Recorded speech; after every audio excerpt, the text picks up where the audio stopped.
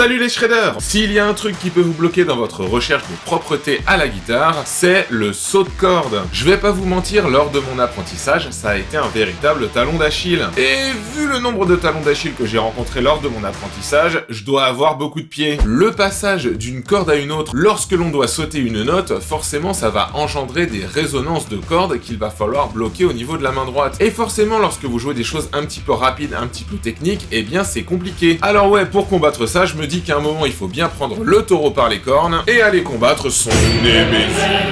Déjà pour commencer, il faut savoir qu'il y a plusieurs sortes de sauts de corde. Pour cet exercice, j'ai choisi de ne sauter qu'une corde à la fois, mais bien évidemment, on va pouvoir sauter plusieurs cordes. On peut passer directement de la corde de mi à la corde de ré, cela fera donc que l'on va sauter uniquement la corde de la, mais si je saute par exemple directement de la corde de mi à la corde de sol, j'aurai sauté deux cordes. Ici, j'ai choisi délibérément de ne sauter qu'une corde à la fois. Si le sujet vous intéresse, n'hésitez pas à me le dire, je referai une vidéo où on sautera plus de cordes. Au niveau de la main droite, forcément il va falloir bien étouffer les cordes, histoire de ne pas avoir de résonance. Lorsque je passe de la corde de mi à la corde de ré par exemple, il ne faut bien sûr pas entendre la corde de la qui résonne, ni même la corde de mi que l'on vient de quitter. Il va donc falloir trouver des petits subterfuges pour bloquer ces cordes. J'ai choisi de séparer notre exercice du jour en 3 grosses parties que l'on assemblera à la fin pour faire un exercice complet. Lorsque l'on passe d'une corde à l'autre et qu'on joue en strict aller-retour, on a forcément deux moyens d'aller d'une corde à une autre. Si je prends par exemple sur ma corde de mi et de la, sans saut de corde, je peux passer d'une corde à l'autre avec des coups vers l'extérieur.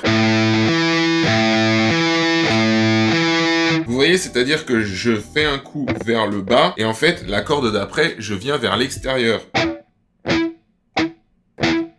Ça, c'est la différence avec le sweeping ou l'économie picking, qui, eux, voudraient que quand on fasse un mouvement, en fait, on continue la corde d'après sur le même mouvement. Là, l'idée, c'est qu'on va jouer du strict aller-retour, donc il va falloir garder cette alternance de bas, haut, bas, haut, bas, haut. On peut également, quand on passe d'une corde à l'autre, passer par ce qu'on appelle l'intérieur des cordes. Là, pour illustrer, je vais commencer par un coup vers le haut sur ma corde de mi et avoir un coup vers le bas sur ma corde de la.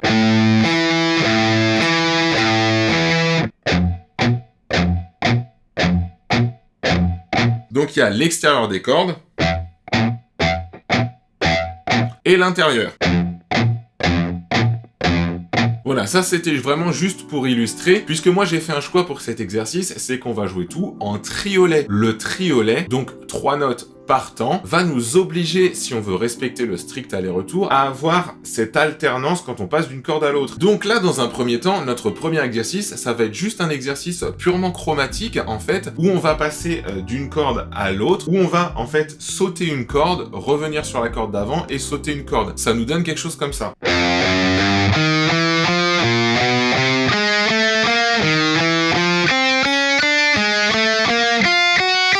Vous voyez que là, j'applique le passage d'une corde à une autre par l'extérieur. Regardez bien la main droite. Vous voyez? Bas, haut, bas, haut, bas, haut. Vous voyez, il y a vraiment cette alternance entre les deux cordes. La première corde, c'est bas, haut, bas. La deuxième, haut, bas, haut. Et en fin de compte, c'est comme ça que j'arrive à monter toutes mes cordes. Voilà pour le début. Ensuite, on va faire le retour. Le retour, on va simplement partir de la corde de mi aigu et on va venir faire un petit peu un miroir par rapport à ce qu'on faisait tout à l'heure. On part toujours d'un coup vers le bas, mais cette fois-ci, c'est en remontant les cordes que l'on va sauter une corde.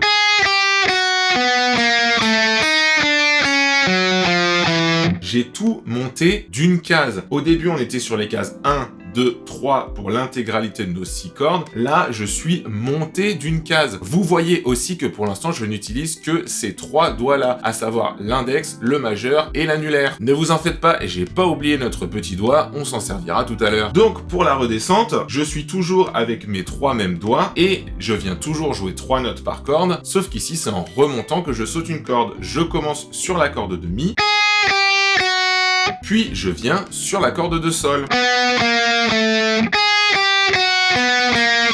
Et vous voyez ce que je disais tout à l'heure sur l'intérieur et l'extérieur des cordes? Et bien là, je viens faire l'inverse. Je passe d'une corde à l'autre par l'intérieur.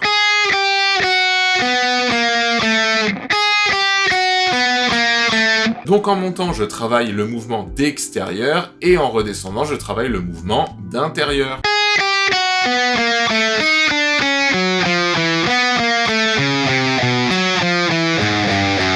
Ensuite, je vais encore monter d'une case, je vais partir de ma 3e case et je vais venir faire un petit peu la même chose, sauf que cette fois, nouvelle difficulté, je ne dois plus utiliser mon index. Je vais venir jouer la 3e, 4e et 5e case, mais avec dans l'ordre mon majeur, mon annulaire et mon auriculaire.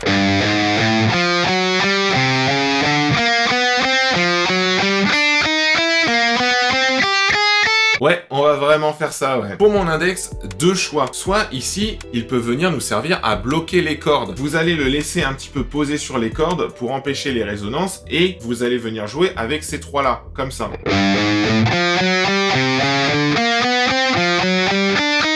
Vous voyez, on peut faire ça. On peut aussi imaginer relever notre index et du coup l'avoir éloigné des cordes.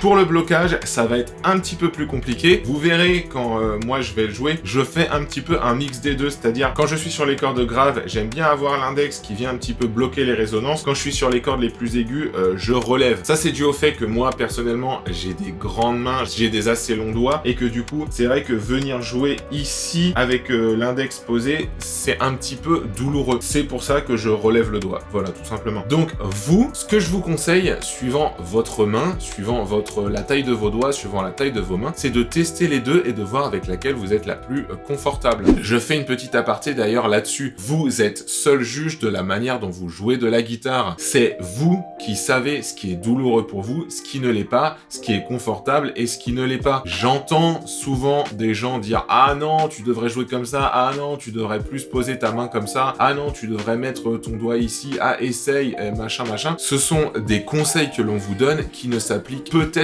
pas forcément pour vous. Donc à vous d'essayer différentes approches et de voir ce qui vous correspond le mieux. Je ferme cette parenthèse, on continue sur notre exercice. Donc comme tout à l'heure, une fois que j'ai monté,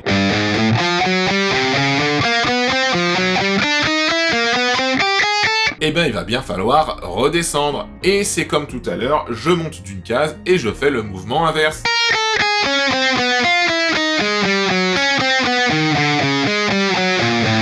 Tout simplement. Comme je disais, ce qui est important, ça va être au niveau de la résonance des cordes. C'est là que notre main droite, elle a un gros rôle à jouer, en tout cas pour moi. Quand je suis notamment avec l'index et qu'il est relevé, comment je viens étouffer avec la main gauche si mon index, il est relevé? Eh bien avec la main droite. L'importance ici, ça va être de bien contrôler les résonances, notamment avec la paume ou avec vos doigts qui sont là. Si j'avais la main complètement relevée comme ça,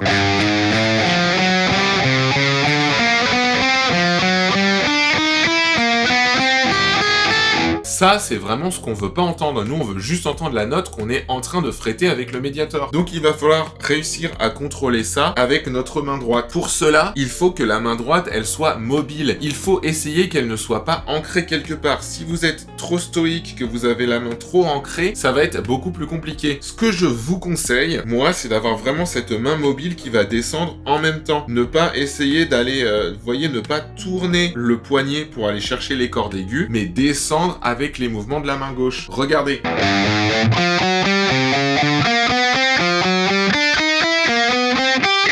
Vous voyez, elle descend.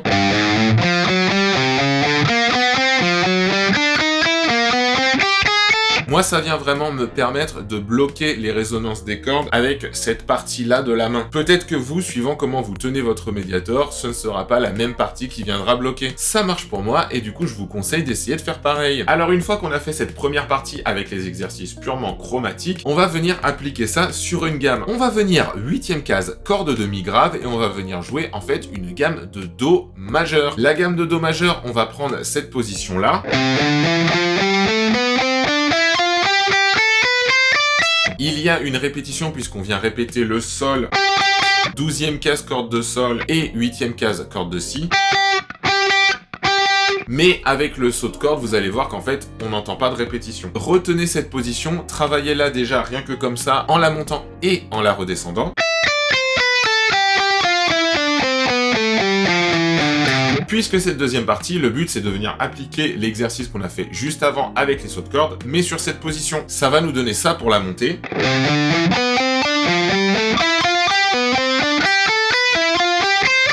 Pour la redescente, on ne bouge pas, on reste sur la même position et on la redescend en venant répéter du coup le Mi à la 12e case. En entier, ça donne ça.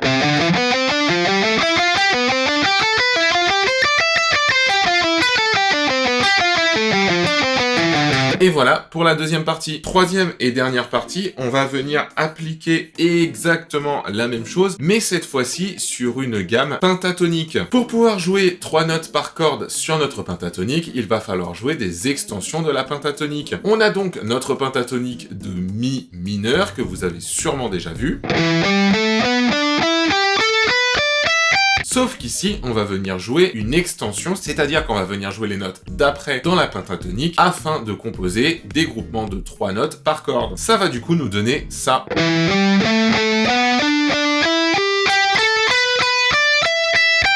Et pour la redescente...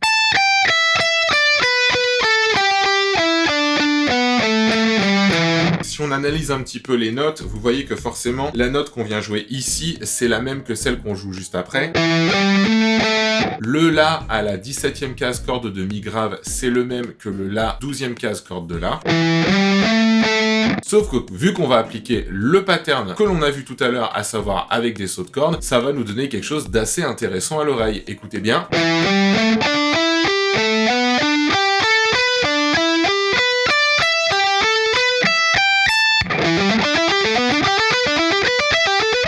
À grande vitesse, comme ça sonne super intéressant. Le retour, c'est la même chose.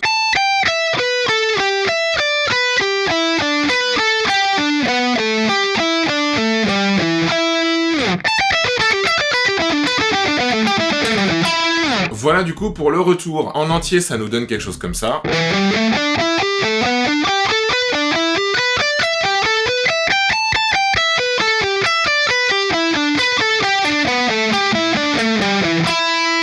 Vous voyez que ces extensions de pentatonique, ça demande quand même des grands écarts au niveau de la main gauche. Donc attention à ne pas vous faire mal aux doigts. Voilà, l'idée, c'est que du coup, on va enchaîner la partie 1, la partie 2 et la partie 3. C'est donc aussi un test d'endurance, puisqu'il va falloir vraiment garder ce mouvement continu de triolet, ce mouvement continu de saut de corde, mais en se déplaçant sur tout le manche. C'est également intéressant, puisque on commence dans la partie vraiment grave du manche, qui n'a pas les mêmes enjeux au niveau des résonances que la partie la plus aiguë. Peut-être que pour vous, il sera plus simple de bloquer les résonances dans la partie aiguë, peut-être que pour d'autres, il sera plus simple de les bloquer dans la partie grave. Comme d'habitude, on commence sur un tempo lent, on finit sur un tempo rapide. C'est parti!